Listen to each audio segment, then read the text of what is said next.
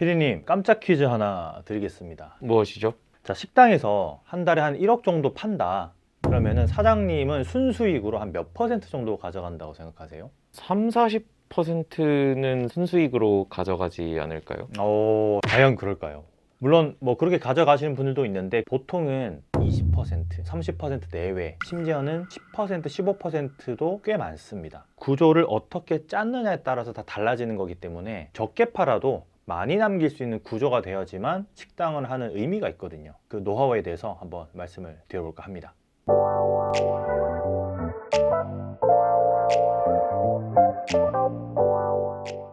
제가 매달 월간 세미나 같은 것도 진행을 하는데요. 그릴링을 해주는 고깃집이에요. 사장님이 오셨는데 뭐 매출은 6천 정도 나오시는데 남는 게 700만 원이었어요. 10% 조금 넘네. 네.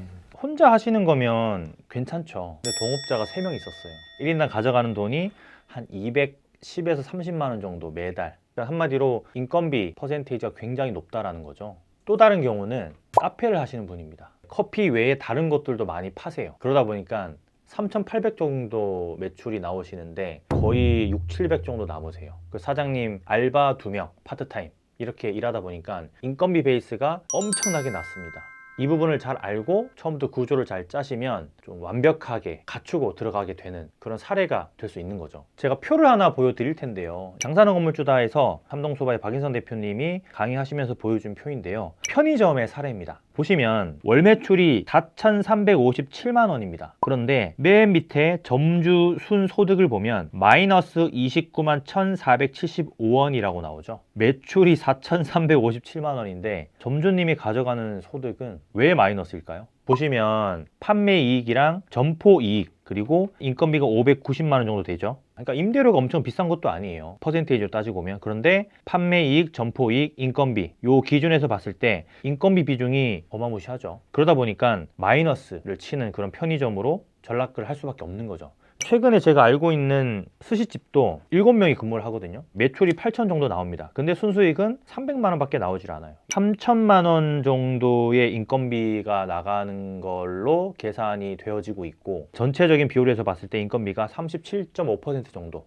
그러니까 인건비가 너무 세게 나가는 거죠. 하지만 이 브랜드 같은 경우는 본사 직영 매장이고 안테나 매장이다 보니까 운영만 되면 되는 거예요. 그러니까 마이너스가 나도 운영을 할 수밖에 없는 구조인데 일반 개인 사장님이 하는 매장이라면 하나 만화인 매장이 되는 거죠. 한 달에 2, 3천만 원, 5천만 원, 1억 이상씩 버시는 그런 사장님들도 있거든요. 그런 분들은 어떻게 구조를 짰길래 외식업으로 이렇게 돈을 많이 벌고 있는 걸까? 구분해서 제가 2가지로 좀 설명을 드릴 텐데 첫 번째는 숫자에 쫄지 않기입니다. 보통 우리가 외식업에서 매출이 100%라고 치면 식재료 원가가 뭐 보통 35에서 40%다. 인건비는 25에서 30 이내에 들어와야 된다. 또 임차료는 뭐 10% 아니면 뭐 15% 이내로 들어와야 된다. 그래서 이 3가지 비용을 합해서 75% 이내여야지만 수익이 그래도 어느 정도 날 수 있는 구조다라고 하는 어떤 정설 같은 게 있습니다. 그러다 보니까 이 사장님들이 이 숫자에 너무 쫄아 있어요. 나는 식재료 원가가 뭐 40% 넘어가는데 인건비가 나는 또 30% 넘어가는데 아까 제가 말씀드렸듯이 나는 임차료가 막 20%씩 되는데 숫자에 쫄면 안 됩니다.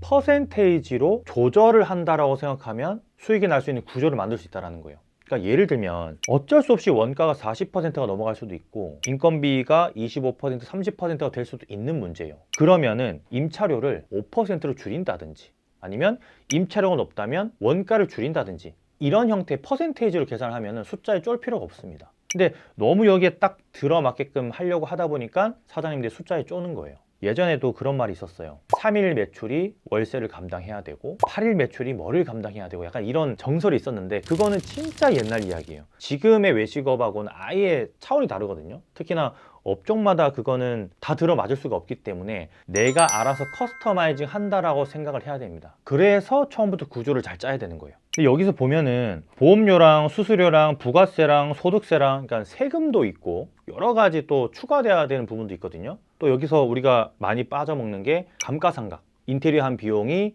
감가되는 거 한 5년 정도를 해가지고 감가로 처리하면 제일 좋은데 어쨌든 그런 부분까지 다 감안해서 수익이 날 수 있는 구조가 딱 세팅이 됐을 때 그때 스타트를 해야 되는 거지. 뭐 대충 해서 되겠지. 뭐 다들 이렇게 시작하는데 나도 그러면 뭐 남긴 할 거야. 이렇게 생각하시는 분들이 가장 큰 잘못인 거죠. 특히나 프랜차이즈 하시는 분들. 물론 본사에서 그런 항목들을 알려주긴 합니다. 우리는 식재료가 얼마고 이렇게 해서 어느 정도 남을 겁니다. 보수적으로 생각하셔야 됩니다. 그래서 제가 표를 또 보여드릴 텐데 왼쪽 표랑 오른쪽 표를 보시면 왼쪽 표는 원가가 30%고 오른쪽은 40%죠. 또 왼쪽에는 인건비가 25%고 오른쪽은 인건비가 35%. 또 왼쪽은 임차료가 5%, 오른쪽은 임차료가 15%. 그리고 기타 7% 동일하게 넣어놨는데 이렇게 따지고 보니까 영업이익이 왼쪽은 33%가 나는데 오른쪽은 3%밖에 안 나는 거예요. 소득이 많지 않은 사장님들은 이 손익계산서 안 쓰고 계시는 분들이 거의 90% 이상입니다. 내 통장에 들어오는 돈, 나가는 돈, 근데 며칠 있으니까 또 얼마 나가? 내가 얼마 벌었지? 이걸 모르시는 거예요. 대부분의 사장님들은 1,000만 원 이하란 말이에요. 그러면 완벽히 계산해서 내가 어디에 퍼센테이지를 줄여서 순소득을 올릴까를 항상 고민하셔야 되는데 그게 많이 안 되어 있다는 거예요. 그러다 보니까 숫자에 쫄게 되고 안 보려고 하고 스스로 막 이유를 달아요. 인건비 이번에 이거 35%가 아니고 32%야. 왜냐하면 추가 알바 쓴 거 이거는 사실 돈으로 치면 안 돼. 현실을 부정하는 거죠. 그러면 절대 안 됩니다. 내가 잘못하고 있는 부분들에서 스스로 파악할 수 있어야 돼요. 그러니까 이 부분들이 장건 강의에 우리 박인성 대표님이 아주 명확하게 정말 자세하게 설명해 주시거든요. 그러니까 이걸 보시고 많은 분들이 깨달음을 얻으시더라고요. 내가 이제껏 잘못 장사 수학을 하고 있었구나. 그래서 좀 더 디테일하게 제가 실제 손익계산서를 한번 보여봐 드릴게요. 삼동서바의 손익계산서거든요. 이거까지 오픈해도 될는지 모르겠는데 한번 보여드릴게요. 자, 왼쪽과 오른쪽 거 보시면 7월에서 9월 정도 3개월 정도 판매를 한 거고요.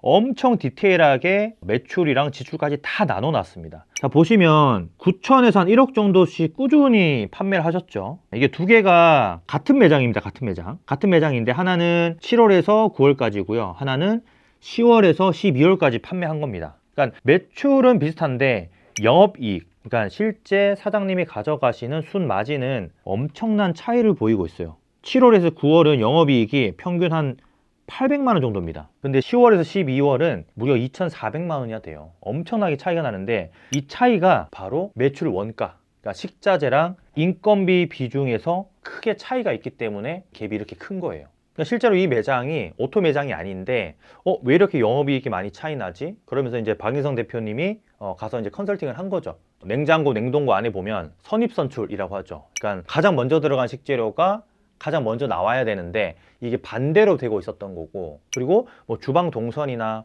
홀의 동선 같은 거, 테이블 위치 이런 것들 때문에 인력 효율화가 안 됐던 거예요. 그러니까 한 명이면 충분한데 1.5명이 일을 하고 있었던 거고, 두 명이면 충분한데 3명이 번갈아 가면서 일을 하고 있었다라는 거죠. 그러니까 삼동소바의 기준이 매출 원가를 항상 32%에서 많이 벗어나도 33%, 적게 나올 때는 31%, 그런 식으로 잡고 있는데 지금 7월에서 9월은 매출 원가가 38%나 나왔어요. 확실히 문제가 있다고 판단을 하는 거죠. 그러니까 사장님들도 우리 매장의 식재료 원가 이게 어느 정도의 레인지를 갖고 있는지 확실하게 알고 계시면 내가 이 손익계산서를 쓰면서 내가 지금 무언가 잘못하고 있네?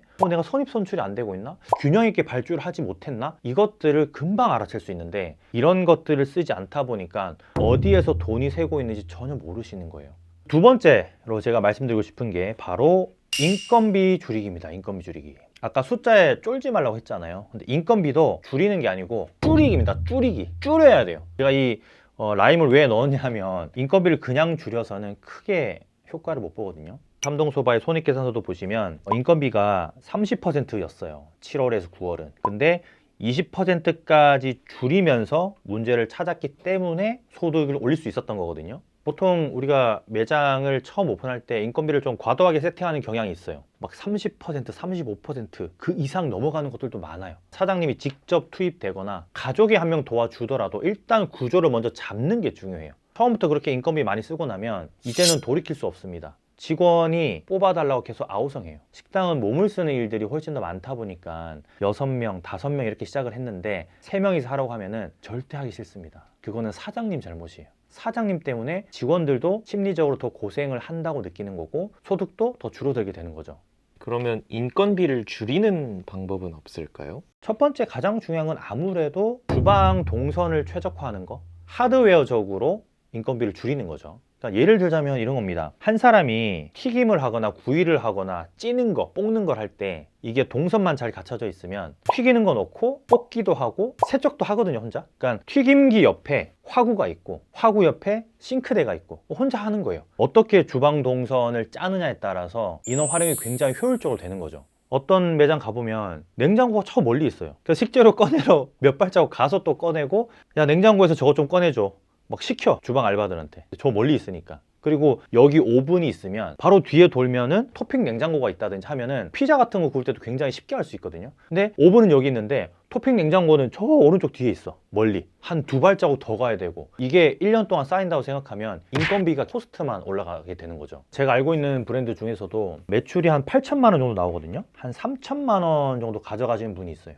주방에 2명 정도 있고요. 메인 셰프 하나 있고 이제 알바 직원 1명 있는데, 메인 셰프 혼자 다 합니다.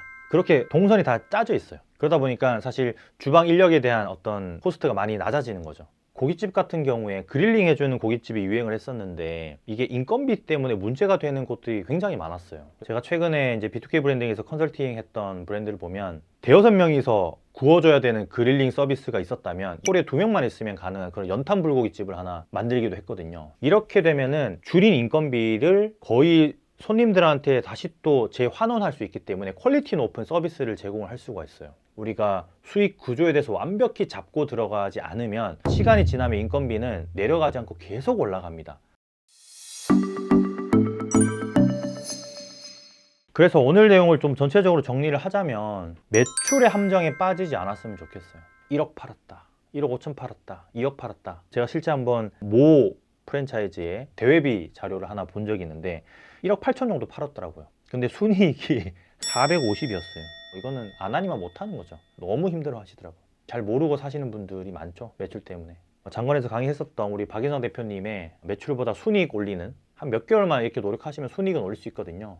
이 강의 보시고 좀 많이 참고하시면 좋겠어요. 제가 아까 손익계산 무조건 하라고 말씀을 드렸는데, 그 박인성 대표님 강의에서 사용하는 손익계산서 있어요. 지금 화면에 보시는 거, 이 표 엑셀을 다 드립니다. 어마무시하게 디테일하게 돼 있어요. 실제로 이게 대기업에서 사용하고 있는 손익계산서거든요. 매크로가 다 걸려 있습니다. 수식이 다 걸려 있어가지고 딱 하나만 바꾸시면 자동으로 알아서 탁탁탁탁탁탁 바뀌게 되어 있기 때문에 이런 것들 좀 활용하시면 좋을 것 같고, 그리고 이제 인원을 우리가 한두 명 쓰는 게 아니잖아요. 직원도 있을 거고 알바도 있을 거고, 인건비를 아무리 관리한다고 해도 좀 관리가 잘 안 될 때가, 이런 직원들이나 알바들의 어떤 계약 형태, 노무적인 부분들까지 우리가 신경을 써야 되다 보면 더 컨트롤이 안 될 때가 많은데, 이 외식업에 아주 최적화된 근로계약서 플러스 인사서식 파일도 함께 드립니다. 이 근로계약서는 실제로 이제 삼동소바 운영하는 박인선 대표님이 실제로 쓰고 있는 근로계약서랑 인사서식 파일이기 때문에 여러분들 쓰시면 도움을 많이 받을 수 있겠죠. 그래서 직원 관리할 때 좀 큰 스트레스 받지 말라고 이런 것도 같이 드리고 있으니까 참고하시면 좋을 것 같아요. 이 순이익을 올리기 위해서 어떤 부분에 중점을 두면 좋은지에 대해서 좀 말씀을 드려봤는데요. 너무 매출에 포커스 맞추지 마시고, 진짜로 내가 가져가는 돈, 이걸 많이 얻기 위해서 어떤 식으로 차례차례 스텝을 좀 밟아가면 좋은지 천천히 한번 실행에 옮겨보시면 좋겠습니다. 건프리만 들어갈게. 감사합니다. 오늘도 많이 파세요.